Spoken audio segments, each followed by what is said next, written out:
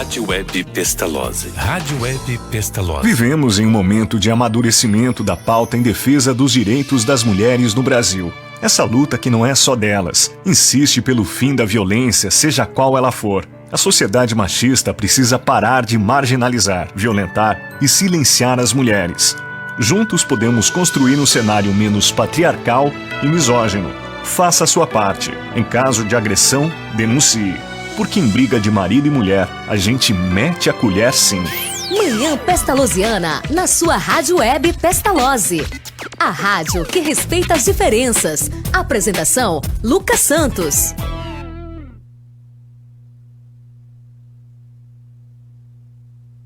Nove horas e 47 minutos, voltando no Manhã Pestalozziana desta quinta-feira. Hoje recebendo nos estúdios o Rubens, ele que já foi presidente do Rotary Club aqui em Teixeira de Freitas. Professor Underberg, por favor, faça as honras da casa, recebendo o Rubens aqui pela primeira vez. Prazer estar recebendo, né, esse grande parceiro aqui da Associação Pestalozzi Teixeira de Freitas, Rubens Ferraz Neves. Rubens, seja bem-vindo à Rádio Web Pestalozzi.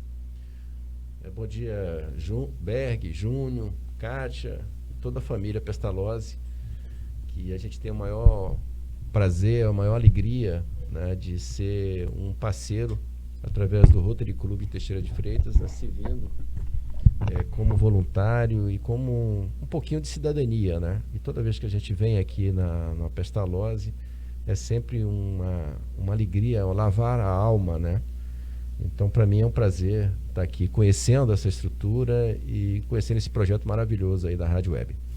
Pessoal, antes do Rubens entrar no ar aqui, né, ele estava falando um pouquinho da história, né, a história da família dele. Então a gente quer saber, né, onde o senhor nasceu, um pouquinho aí da sua trajetória até chegar em Teixeira de Freitas e fatos marcantes na sua vida aqui em Teixeira de Freitas, já que o senhor disse que já vai fazer 50 anos, né, em Teixeira, então muita coisa mudou aí nessa cidade. O Berg, é uma história longa, né? E eu sou da família Ferraz, que vieram para essa região aqui do sul da Bahia. Essa família é oriunda lá da região do sudoeste, lá da região de Vitória da Conquista, Brumado, Livramento, né? E vieram para cá na década de 40, né? Então, essa família povoou até hoje, né? Entre o município de Itamaraju e até o município de Nanuque, né? Passando aqui por município do Prado, os distritos de Massaranduba, Cachoeira do Mato, Medeiros Neto, Itaém. É uma família enorme, né? Então, assim, é uma longa caminhada, uma longa história, né? E eu nasci no município de Itamaraju. Nós chegamos aqui em Teixeira, eu tinha pouco mais de 5, 6 anos, no início da década de 70, né? Quando estava se concluindo a obra da construção da BR-101. Então, para aquelas pessoas mais antigas aqui da região, devem lembrar muito bem que foi um marco, né? A construção da BR que ligava aí a região do extremo sul, não só a região nordeste, no sentido Salvador, mas a região sul, no sentido Vitória, Rio de Janeiro. Então, assim, e a partir dali a região passou por uma enorme transformação, né? Enormes impactos também ambientais, porque vieram aí a indústria da madeira, né? A indústria que vieram explorar, até por questões de incentivos governamentais, explorar a madeira produzida, né, na Mata Atlântica. Então nós estamos aqui em Teixeira e toda essa região dentro do bioma Mata Atlântica, que ainda continua sendo extremamente rico. Então você imagina como que era a região do extremo sul, a terra do pau-brasil, a terra do jacarandá, há 40, 50 anos atrás. Então, assim, é uma história que a gente chega e depara com esse momento histórico da região, que é a construção desse marco, que é a construção da BR-101. Logo na sequência, chega aqui a colônia japonesa, né? Com a Cooperativa Brasil e a Cooperativa Cutia, né? Foi um outro marco muito importante, porque traz consigo não só a tecnologia da agricultura, né? E aí chega também, junto com os japoneses, os capixabas, né? Os capixabas vindo aqui do norte do Espírito Santo, de Linhares, Guaraná, Rio Bananal, né? Toda a região do norte aqui do Espírito Santo chega aqui para essa região para trabalhar, para explorar a indústria da madeira, né? Então Teixeira, por exemplo, teve 50 serrarias, né? Teixeira e Itamaraju já tiveram mais de 100 serrarias de médio e grande porte, né? Nós tivemos aqui em Teixeira uma das maiores serrarias do Brasil, que era a serraria de Vilã, que depois passou para o Geraldo Rony, que adquiriu, né? Essa serraria hoje é onde funciona ali a construtora Zé Carlos, a Secretaria da Fazenda, toda aquela região ali. A de Vilã existia 2 grandes serrarias, uma era aqui em Teixeira e a outra no Rio de Janeiro. Era um grupo do Rio de Janeiro que tinha um enorme poderio econômico, que eles produziam madeira de lei de alto valor agregado, não só o jacarandá, o jequitibá e tantas outras madeiras de leis que eram vendidas para fora do Brasil. Então essa madeira saía daqui e ia para o Rio de Janeiro, lá ela passava por um segundo processo de beneficiamento e eram exportados aí para vários países da Europa e da Ásia. Então assim, é uma enorme, longa história, né, aqui com Teixeira, porque a gente praticamente viu essa cidade crescer, desenvolver. Aí vieram o ciclo, né? Passando esse ciclo da agricultura, veio o ciclo da pecuária também.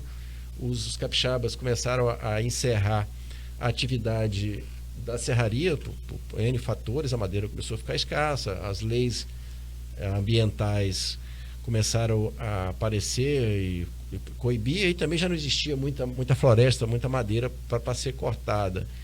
E aí começou o processo da agricultura, né? Da pecuária principalmente, né? A agricultura vinha muito com os japoneses e a pecuária com esses capixabas que adquiriram muitas terras. Eles compravam as terras com a madeira, e tirava a madeira, a terra ficava lá, e aí eles iam beneficiando e fazendo pastagem e criando a pecuária. E aí começou, né, a exposição agropecuária de Teixeira, que foi em 1983, se não me falha a memória, foi construído o parque de exposição aqui. E aí começou um outro ciclo, o ciclo da pecuária, que ainda continua muito forte aqui na região. E por conta do fator geográfico de Teixeira, né, um cruzamento aí da BA-290, a BR-101, ela acabou criando aqui um polo, né, econômico, um polo de educação, um polo de saúde, que faz uma interligação com pelo menos 15 municípios do sul da Bahia, e hoje já transcende isso aí. Então hoje Teixeira tem uma ligação não só com os municípios baianos, mas também com os municípios capixabas, São Mateus, Pinheiro, Pedro Canário, Coção da Barra, já tem uma relação comercial com Teixeira, sem falar dos municípios do Nordeste de Minas, né? Machacalis, Nanuque, né? Tantos outros municípios aqui, Águas Formosas, aí, que estão mais próximos aqui da região, próxima de Ibirapuã, Itaém, essa região nossa aqui. Então essa é um pouco da história, mas é uma história muito maior do que essa, se a gente for detalhar aí para vocês. Então vocês estão vendo aí que o Rubens, ele é conhecimento histórico, né, em pessoa. Ele acompanhou aí parte desse processo também. Mas Rubens, fale um pouquinho aí da sua atuação profissional, educacional, que o senhor é formado, né? Qual a sua atuação? Naquela época a gente formava aqui, era só técnico em contabilidade ou magistério, né? Então, assim, eu fiz técnico em contabilidade e comecei a trabalhar no setor público, né? Com 19 anos, assim, 18 anos. Eu comecei a trabalhar um projeto da Secretaria da Fazenda, do Governo do Estado da Bahia. Depois eu passei para o município, esse projeto foi passado para o município quando Teixeira foi emancipado. E aí fiquei até 1989 trabalhando pelo município, né? E aí foi quando iniciou o projeto da construção, né, da fábrica de celulose lá no município de Mucuri, pela Bahia Sul Celulose, né?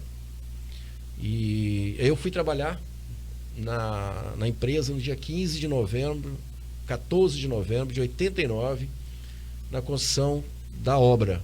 Trabalhar numa empresa que trabalhava construindo a fábrica de Mucuri. E em abril de 91, eu fui transferido, né? Surgiu a oportunidade e eu fui trabalhar na empresa Bahia Sul. E aonde eu continuo prestando lá meu serviço até hoje.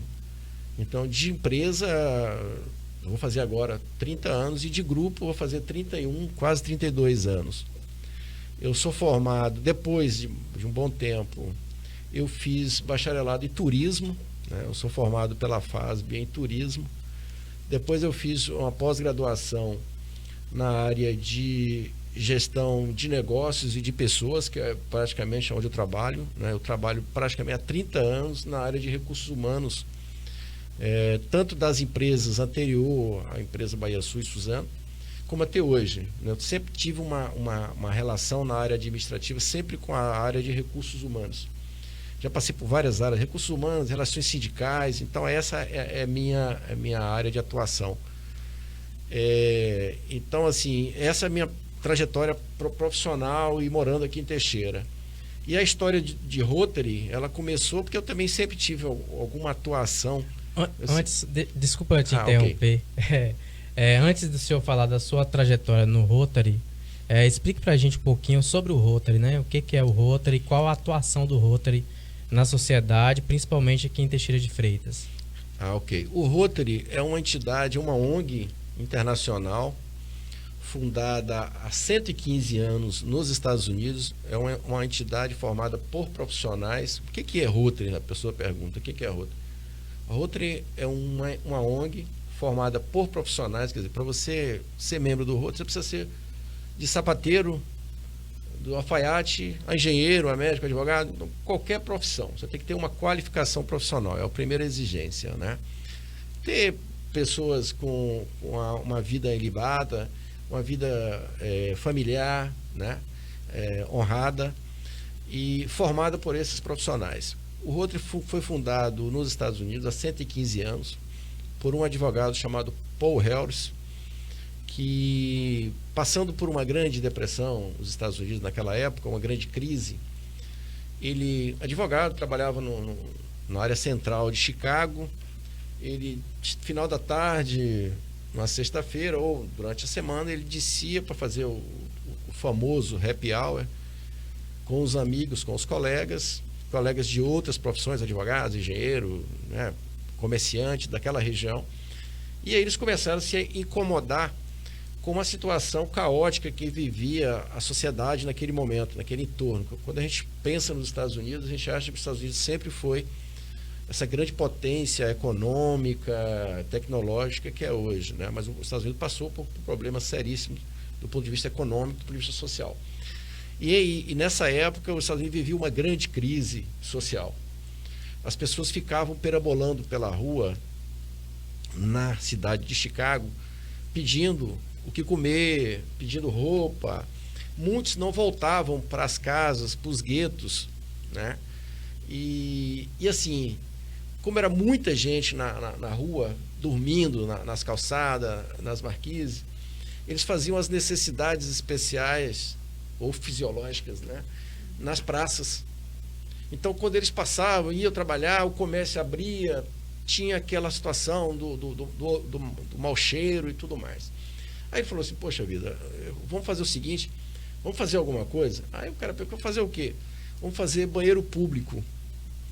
E foi o primeiro projeto do Rotary no mundo, foi exatamente um banheiro público feito por esses profissionais. O Paul Harris e mais lá, e juntaram lá e falaram, vamos juntar aqui, quanto é que custa? Tá. O certo que eles fizeram, um banheiro público numa praça em Chicago. E a partir dali ele falou, vamos pensar em outros projetos, né? Já que esse negócio deu certo, e deu muito certo, né? Porque assim, foi uma necessidade que eles observaram ali, e todo mundo ficou muito satisfeito, os comerciantes, as pessoas que estavam no entorno dali, ficou muito satisfeito com aquele negócio. E a partir dali, o Rotary ele fundou a instituição, chamando esses profissionais para outros projetos. Isso saiu pelo mundo. O Rotary está presente nos 5 continentes, né? Completa agora 115 anos. É uma entidade, é a única entidade que tem assento permanente na ONU. A ONU não anda tão prestigiada, não, mas a ONU já foi extremamente prestigiada, mas ninguém pode, né, tirar o mérito, a história que a ONU tem em grandes processos de evolução da espécie humana. E o Rotary hoje tem uma grande campanha que foi desenvolvida a partir de 1992, que é a campanha de combate à poliomielite. Aqui na Pestalozzi a gente tem vários casos, né? E o Rotary foi, através de parceiros como a instituição Melinda e Bill Gates, da Microsoft, né, os famosos aí, eles são os grandes financiadores desse projeto, que o projeto é para erradicar a poliomielite no mundo, né? Então esse projeto começou lá em 1976, para ser preciso, e hoje nós podemos dizer o seguinte, que graças a esse projeto e inúmeros, né, parceiros da Organização Mundial de Saúde, países, outras organizações, a poliomielite está sendo estipada no mundo. Então nós já temos hoje em alguns países do Oriente Médio, Afeganistão, algumas áreas da Índia, do Paquistão, que ainda tem números de casos da poliomielite, em razão de conflitos, eles não deixam fazer a vacina, coisas políticas que envolvem esses territórios que não conseguiram combater. Então, o Rotary hoje, se ele encerrar todas as suas atividades, não existe mais Rotary, ele já fez uma grande prestação de serviço humanitário ao mundo, que foi combater a poliomielite. Mas nós já tivemos muito mais do que a poliomielite, né? O Rotary sempre está presente em grande catástrofe, né? Terremotos, maremotos e tal. A gente tem um outro projeto que ele chama de barracas, que ele chama Box, com um kit que foi elaborado também pelo Rotary. Em todas essas catástrofes eles criam essas barracas. Essas barracas, elas são enormes, cabe uma família. Então, assim, toda grande catástrofe, o Rotary disponibiliza centenas, milhares dessas barracas. Essas barracas são muito legais, é um negócio impressionante. Se vocês verem, eu vi essa barraca nos Estados Unidos, fiquei impressionado, eu não tinha visto essa barraca. A barraca já foi utilizada aqui no Brasil na catástrofe de Petrópolis, de Teresópolis, acho que há 4, 5 anos atrás. E já teve também lá no sul, na região de Itajaí, Santa Catarina, também aquelas enchentes violentas que tiveram também ali naquela região. Então, essas barracas já foram utilizadas aqui. Já teve outras também aqui. Mas eu vi essa barraca montada lá no Rio de Janeiro, é um negócio maravilhoso. Você nunca imagina que as pessoas podem construir, né? É uma tecnologia alemã com japonesa, que envolve vários itens para essa barraca, que está sempre presente nas grandes catástrofes do mundo, que é um projeto do Rotary e que foi.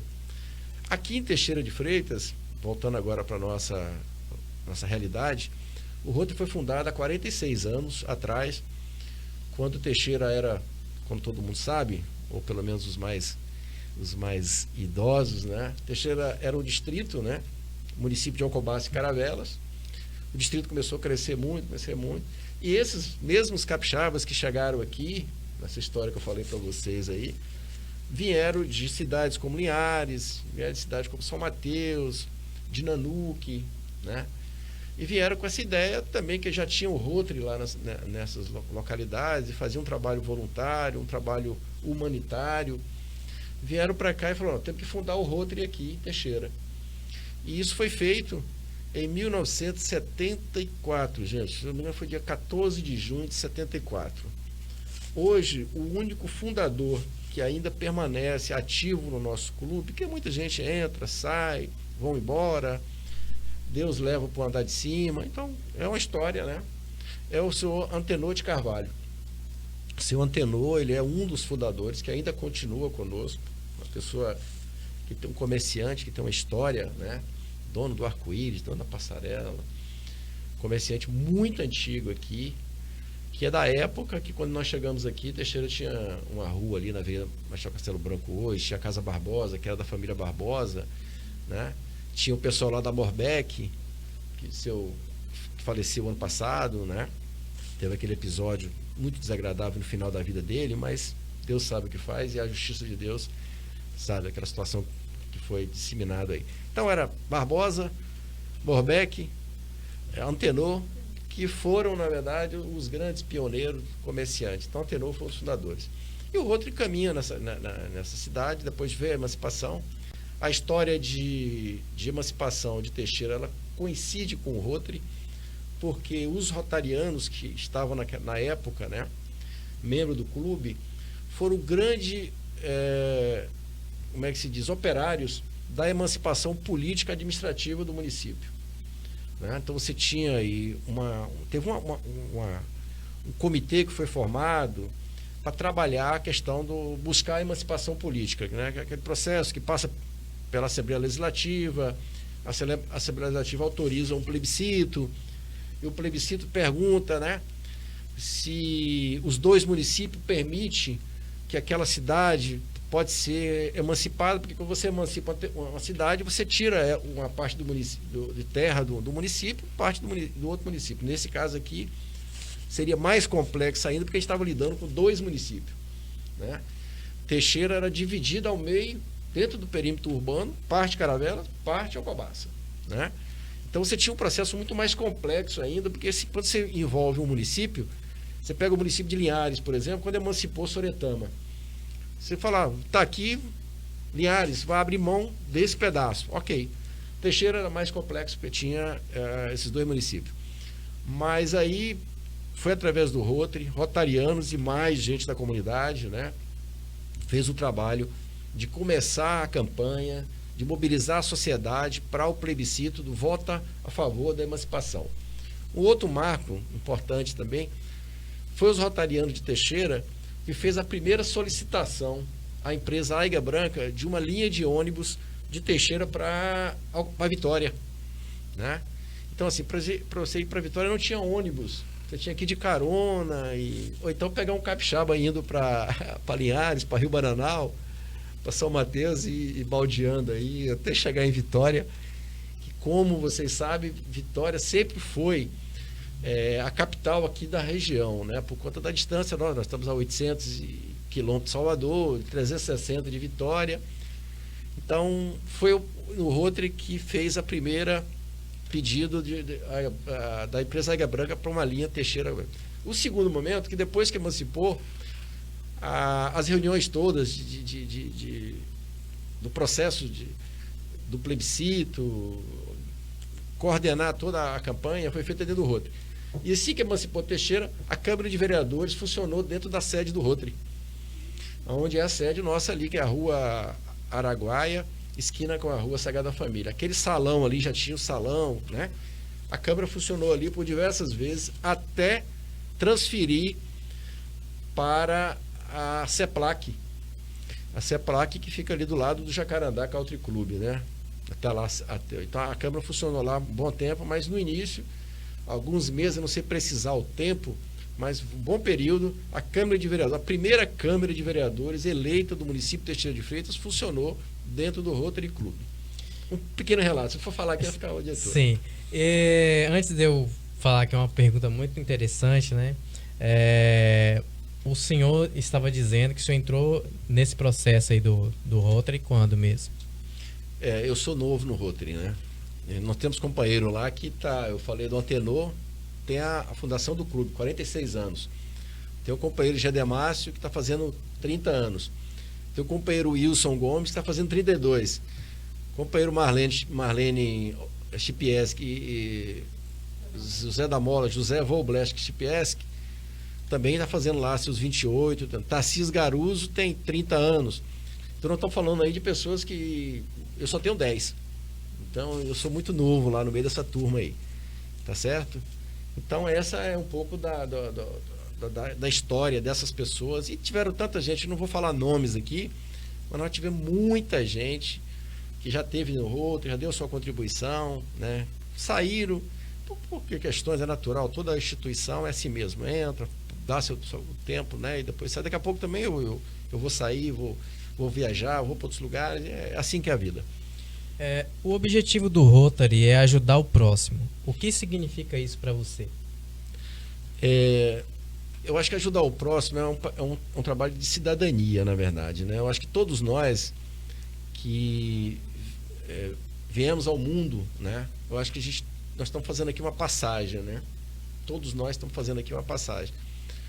E eu tenho por mim, e as premissas de Rotary também, é que a gente consiga passar por aqui e deixar um legado, deixar um ativo melhor do que nós encontramos, né? Tanto do ponto de vista ambiental, do ponto de vista das relações humanas, do ponto de vista das relações sociais. Então, assim, eu particularmente eu vejo isso. Qual é o meu papel como cidadão? O que eu retribuo para a sociedade? Tudo aquilo que eu recebo, né? Tudo aquilo que eu recebo do Estado. Porque se eu for para uma faculdade, né? Faculdade pública, uma escola pública, a sociedade está pagando para mim formar. Se você hoje formar em engenharia, em medicina, né? A sociedade está pagando para você ser um médico, para você ser um engenheiro, para você ser uma psicóloga, para você ser um administrador, tá certo? Que tipo de contribuição você está dando para essa sociedade por conta dela ter financiado, dela ter bancado essa sua formação? Porque a gente vê ali a UFSB, a UNEB, o Instituto Federal Baiano, né?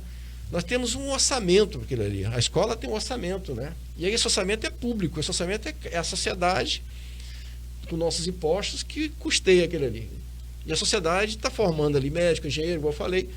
Então, assim, é essa retribuição que você, como cidadão, volta para a sociedade. É um pouquinho que a gente poderia fazer muito mais, né? Porque eu acho que a gente ainda é uma sociedade que se doa muito pouco, né? A gente costuma olhar a grama do vizinho, né, para fazer os comparativos. Eu não gosto muito de fazer isso. Mas se você vai na Europa, por exemplo, você vê um estado, um município mais organizado, você vê claramente que tem uma ação das pessoas, do cidadão comum, né?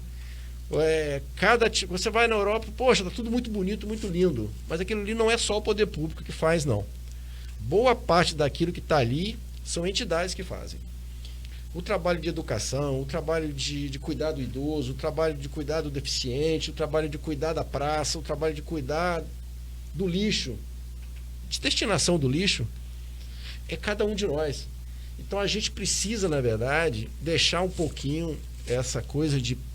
A responsabilidade é sempre de alguém. É do poder público municipal, é do poder público estadual, é da União. A gente tem que sair um pouco disso. Obviamente que a gente nunca vai deixar de cobrar o papel da responsabilidade que tem o agente público. Se o indivíduo é vereador, é prefeito, ele tem uma responsabilidade maior, porque ele se colocou naquele lugar para fazer algo mais, mas a gente não pode deixar de fazer. Varrer a nossa calçada, cuidar da nossa árvore na porta da nossa casa, porque isso aí não é o prefeito que tem que fazer, não. Não é o vereador, não é o governador, não é o presidente. Sou eu que tenho que fazer. E se cada um fizer um pouquinho, com certeza a gente vai ter uma sociedade muito melhor para se viver.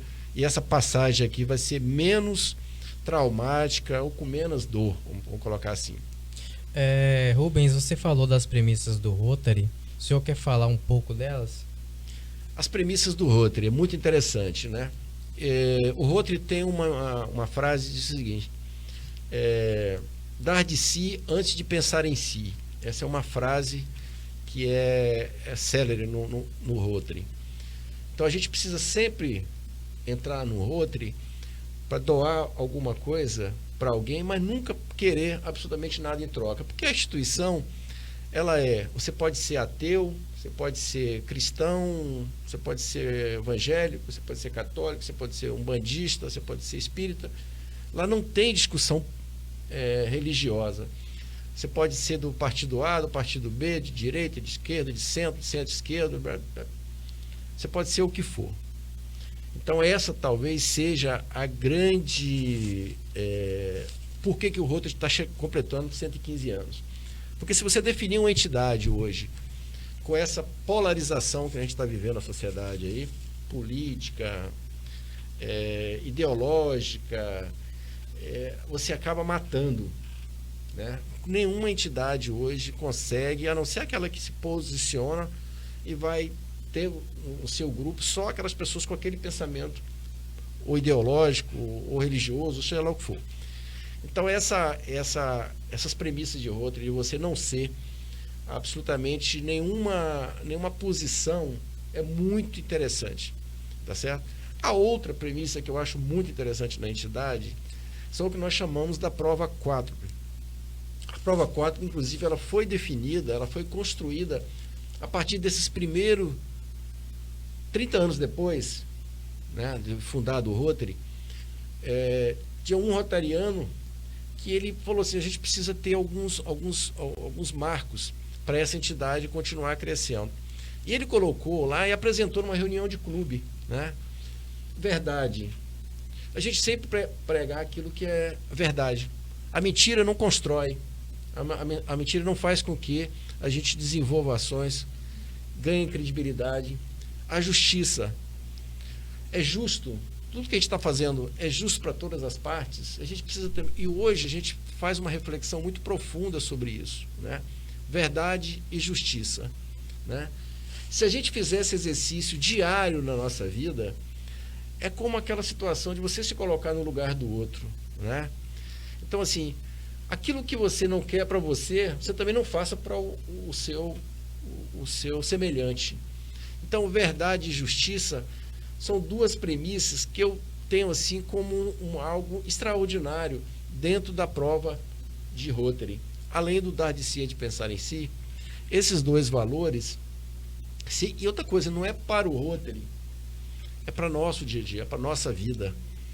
Como cidadão, como pai, como filho, como empregado, como empreendedor, como líder, seja lá o que for. Se você ter esses princípios, se você acreditar na verdade e na justiça, aí você vai dizer o seguinte: poxa, mas cada sociedade cria as suas regras, né?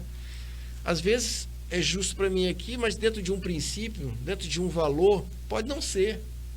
Pode não ser. E a gente precisa respeitar isso. Quando a gente olha, por exemplo, para o Oriente Médio e tem uma sociedade onde eles menosprezam, vamos colocar dentro da nossa ótica ocidental, menospreza, por exemplo, a mulher, que a mulher tem que usar uma burca, que o homem pode casar com até 8 mulheres se tiver condições de manter. Parece meio que assustador para a gente, é isso, né? E você vai dizer o seguinte: o Rotary está lá? Tá. O Rotary está lá no Oriente Médio, atuando com esses valores, com esses princípios daquela sociedade. Então, assim, tem coisas que a gente vai no processo evolutivo, que é natural. Tem muita gente questionando alguns princípios, alguns valores que são colocados não só no Oriente Médio, principalmente por essa questão religiosa, né? O mundo ocidental questiona muito isso. O mundo oriental também faz umas coisas que a gente meio que fica pensando: caramba, é isso mesmo? Tá certo. Mas aquilo ali tem premissas que está intrínseco dentro da cultura daquele povo. É igual você sair daqui e ir ali na comunidade Pataxó e começar a questionar algumas coisas que os índios fazem, né? Os índios lá do Mato Grosso, os índios lá da Amazonas.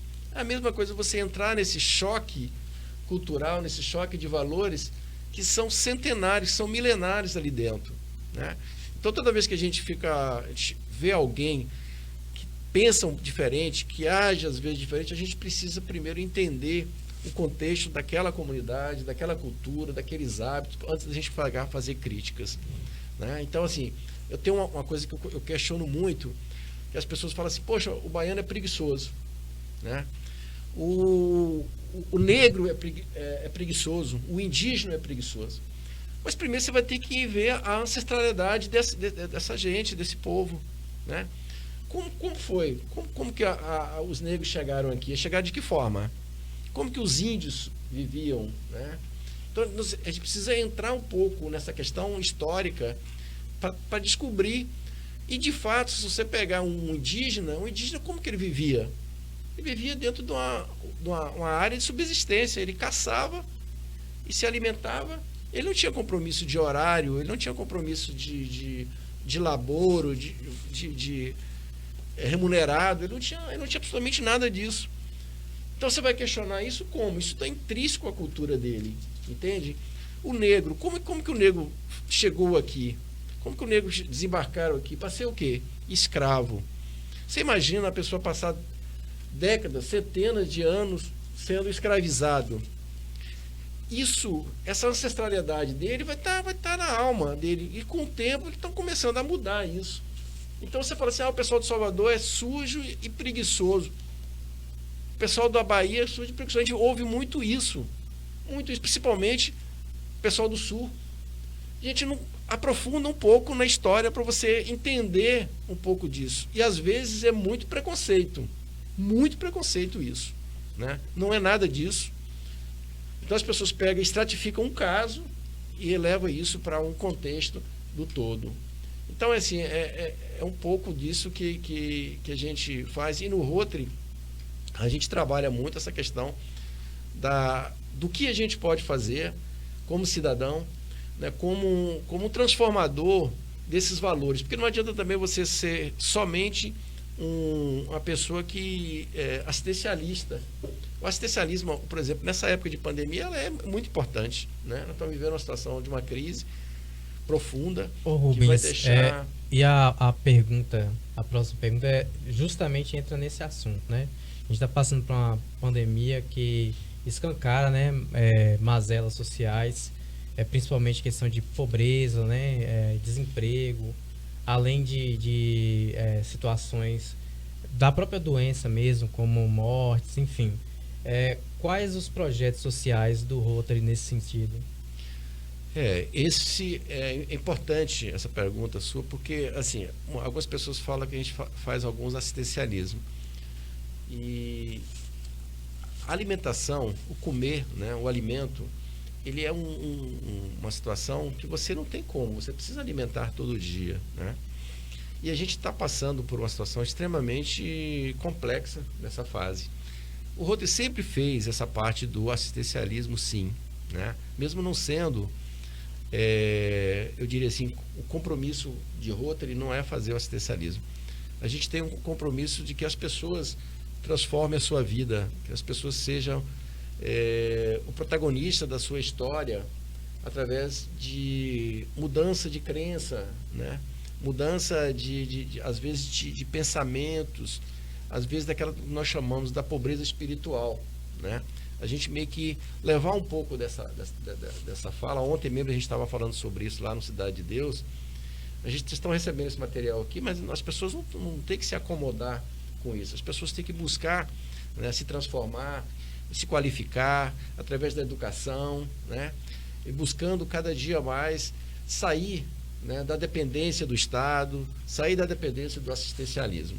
Mas mesmo assim, a gente faz campanha de cestas básicas, a gente tem, e tudo que a gente faz, é bom a gente falar sobre isso, é a questão da parceria, porque a gente não tira dinheiro do bolso também, né? A gente não tem condições de estar pagando uma cesta básica, mas a gente faz meio que uma ponte, né? A gente fala com supermercados, a gente fala com a sociedade que tem mais condições, e eles fazem essas doações e a gente faz chegar essa cesta de alimento, a gente faz chegar o filtro, né, de barro, que a gente inclusive está entregando agora. Agora, tem mais de 3 meses que a gente está entregando cesta de alimentos, né? Mas através de quê? Através de uma parceria com a rede Rondelli, que fez um trabalho social lá muito legal, arrecadou uma série de alimentos, nós estamos entregando esses alimentos. A rede Atacadão também aqui, Teixeira, fez também outra campanha muito interessante, e eles passaram para a gente, e a gente faz chegar até a essas comunidades, essas famílias carentes. Então, assim, é uma ponte que a gente utiliza, porque a vida está tão corrida, e cada um fica olhando, né? E isso requer tempo, requer planejamento, requer energia do voluntariado, porque não é só você ir lá e pegar o alimento. Você tem que pegar o alimento, separar o alimento, está faltando uma coisa, está faltando outra, vamos atrás de outro parceiro para comprar mais uns itens que está faltando, vamos montar a cesta e vamos fazer a cesta chegar até as famílias. Então isso é um trabalho que a gente faz com muita alegria, com muita satisfação e que tem trazido ótimo resultado. Mas além disso, a gente faz também, junto com as lojas maçônicas, uma campanha que muito nos orgulha, que é a campanha de doação de sangue. Então assim, gente, às vezes a gente faz determinadas coisas que você não imagina. Por exemplo, todo ano a gente faz a campanha de doação de sangue. Se você vai lá, faz essa mobilização, né, constrói aí uma interlocução com a sociedade, com as emissoras de rádio, né, e fala da importância de doar sangue. Acho que a grande maioria das pessoas sabe da importância de doar sangue, né? Mas às vezes a gente esquece. Eu mesmo sou um doador de sangue, eu esqueço, né? Às vezes quando a pessoa me manda, eu falo, opa, acho que eu já posso ir lá doar. Então assim, a gente faz essa mobilização também junto com as lojas maçônicas, que é um trabalho maravilhoso. Tem um outro trabalho que a gente faz, que também é um trabalho espetacular, que é hepatite.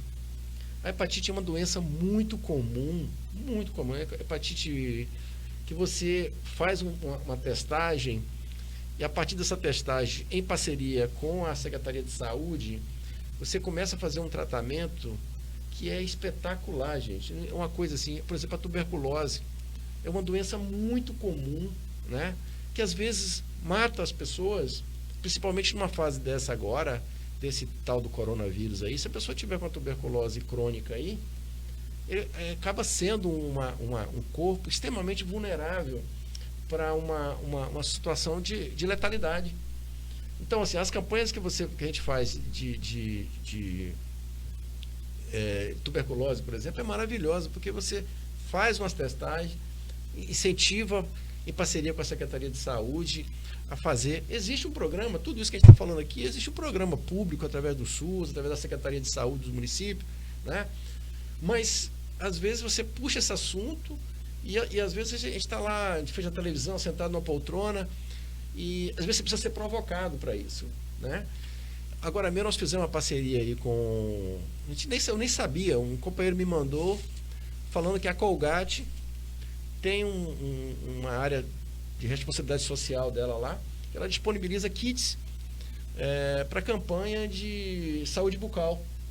Nós mandamos um projetozinho lá, coisa simples. O pessoal respondeu para a gente e falou, ó, eu vou mandar para vocês aí, você só paga o transporte. Quanto é o transporte? R$180. Chegou hoje para a gente 280 kits de campanha saúde bucal. Doutor Dentão chama o projeto. Então você pega um projetinho desse aí, vai para uma comunidade dessa aí, são 250 crianças, ou muito mais às vezes, que vai ter acesso. Às vezes fala, pô, não tem, a família tem. Às vezes a gente olha para o nosso universo, que a gente tem quase tudo, e quando você chega num ambiente desse, você vai ver que as pessoas têm carências de coisas muito básicas, né? E um trabalho desse, chega numa manhã, leva um dentista, né? Ele fala sobre a questão da importância do escovamento, na hora de comer um doce lá, para não destruir mesmo os dentes de leite e tal. Então, assim, são essas coisas que a gente faz e que deixa a gente muito orgulhoso e que faz com que a gente consiga atuar. E eu digo mais, costumo falar para os companheiros, a gente poderia fazer muito mais. A gente faz muito pouco ainda. Teve a campanha de doação de máscaras também. Sim, é outra campanha muito interessante, né? Pegando aí essa situação. Nós distribuímos em torno de 1.200 máscaras e fomos para a feira, né? E muita gente que vem da zona rural, os pequenos produtores ali, e fizemos essa doação nas filas de banco, nas filas da lotérica, né? Agora, isso foi lá no começo. Agora as pessoas, parece que a grande maioria, né, várias entidades, aqui a Pestalozzi mesmo está fazendo, já distribuiu aí centenas de máscaras. A maioria das pessoas agora estão com mais acesso à máscara. Mas lá no início, quando o governo começou as recomendações aí da OMS e tal, ainda tinha muita gente sem máscara. Hoje, graças a Deus, a maioria das pessoas estão circulando. E naquele momento que nós chegamos com as máscaras lá na feira, foi muito bem-vinda, muito bem aceita, graças a Deus. E foi uma máscara que pode lavar. A minha mesmo já lavei acho que umas 10 vezes. Rubens, a gente está indo para o nosso fechamento. Agradecer sua participação no Manhã Pestalozziana dessa quinta-feira e dizer que o espaço está aberto para você e para todos do Rotary Club. A gente sabe da parceria que tem a Pestalozzi Teixeira de Freitas com o Rotary Club, que é também um incentivador da Pestalozzi. Então deixe o espaço aberto para as suas considerações finais. Quero só agradecer em nome do Rotary Club, né? Mandar um abraço para todos os companheiros, nossos 20 companheiros lá que estão no dia a dia do clube, que estão vivenciando tudo isso que eu falei aqui para vocês. A Pestalozzi, a gente é suspeita para falar, porque esse ambiente aqui é um ambiente abençoado por Deus. A sociedade, de modo geral, que apoia o Rotary, que apoia a Pestalozzi, e a gente tem que exaltar muita gente que de forma silenciosa, de forma anônima, contribui para essas entidades, que faz um trabalho maravilhoso. Eu costumo dizer o seguinte: Teixeira, através das igrejas, do Centro Espírita, né, dessas entidades todas aí, Rotary, Maçonaria, Pestalozzi, Renascer, inúmeras entidades, né, o Levanta-te, inúmeras entidades que faz um trabalho maravilhoso, que faz com que a gente mitigue um pouco a dor, né, a carência, e principalmente nesse momento, né, eu acho que a gente vai passar por uma fase aí, tomara a Deus que a gente consiga, né, ao final dessa pandemia, mas a gente vai passar por momentos muito difíceis, pessoas que quando encerrar, não sei se vai encerrar, esse auxílio emergencial, vão entrar numa situação de uma depressão econômica, um mercado de trabalho muito retraído. Então nós vamos ter aí momentos muito difíceis daqui para frente. Mas toda essa sociedade consciente, essas entidades que eu falei, fazendo um pouquinho, a gente consegue mitigar. Mais uma vez, obrigado a vocês por esse espaço maravilhoso. A Maria Luísa, que deve estar nos ouvindo, essa guerreira que está sempre aqui, uma pessoa que tem a cara, o corpo e a alma da Pestalozzi, né? O Rotary, a todos, né? A gente está sempre à disposição de vocês, porque é muito bom poder ter vocês como parceiro e dar um pouquinho, muito pouco que a gente dá de contribuição para essa extraordinária entidade que faz a gente acreditar no ser humano, acreditar no mundo que a gente está vivendo, acreditar que a gente pode sim ser um agente transformador para que tenhamos dias melhores para nossas vidas e para as vidas das pessoas que estão na nossa volta. Muito bem, recebemos hoje aqui o Rubens Ferraz Neves, uma pessoa maravilhosa do coração, grandioso, que trabalha aí com uma organização muito importante para a nossa sociedade, que é o Rotary Club. Agradecemos a sua participação. A Rádio Web Pestalozzi está aberta para vocês. Amigos ouvintes internautas, alguém participou aí, Júnior? Poucas pessoas, viu? Vamos lá. A Gleimácia Ferreira desejando bom dia, a equipe da Rádio Pestalozzi, parabéns pela programação. A Ruana Pereira desejando bom dia a todo mundo. A Nélia Guimarães desejando bom dia à família Pestalozzi. A Gleimácia, um abraço para todos os assistidos e colaboradores da Associação Pestalozzi Teixeira de Freitas. A Ruana dizendo que está acompanhando, mandando um abraço para o professor Berg. A Gineide Braz, ela desejando bom dia a todo mundo. A Clara Pinheiro, parabéns pelo seu dia, professor Wandenberg, você merece. Paula, parabéns pelo seu dia, professor. A Ruana também desejando. A Carla Carlisto, bom dia, meus alunos e ouvintes queridos, tenham todos uma linda manhã. A Kelly Fernandes também participando conosco. A Catiane Oliveira desejando bom dia. A Rádio Web é a melhor. Muito obrigado pelo carinho a todo mundo. A Catiane continuou: professor Berg, manda um alô para a turma do seriado, da professora Catiane. Um alô aí, um abraço, seriado, e todas as turmas da Associação Pestalozzi. Hoje é dia do profissional da educação, né? Então, sintam-se abraçados, ainda que a gente não pode abraçar fisicamente, mas é o desejo, né, que a gente tem de abraçar todos esses profissionais que fazem um trabalho grandioso aqui dentro da Associação Pestalozzi Teixeira de Freitas. O Átila Cardoso desejando bom dia a todo mundo também. E o Aleixo Fernandes parabenizando pelo dia do professor assinado Lucas Leal, um assistido nosso aqui também da Pestalozzi, participando conosco. Olha, são 10 horas e 35 minutos, a gente vai para um rápido intervalo, mas já a gente volta na nossa programação. Aí não saia daí.